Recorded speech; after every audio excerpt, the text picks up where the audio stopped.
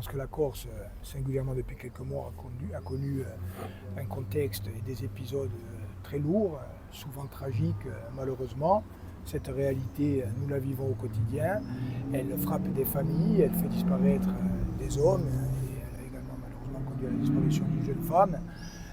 Donc je crois que la société corse l'a montré aussi à travers ses mobilisations spontanées, ses réflexes citoyens, le débat qui a été organisé à l'Assemblée de Corse et qui a débouché sur des décisions. Elle a montré à la société corse qu'elle prenait toute sa part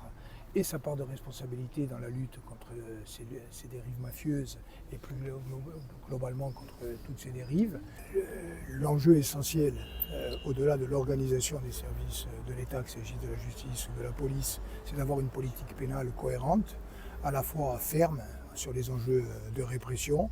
mais également respectueuse des droits de la défense, et que c'est en s'inscrivant sur la durée et dans la durée que l'on pourra réussir à obtenir des résultats. Je n'ai pas changé cette idée de fond. Sur la question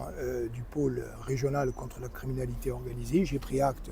de la proposition qui a été rendue officielle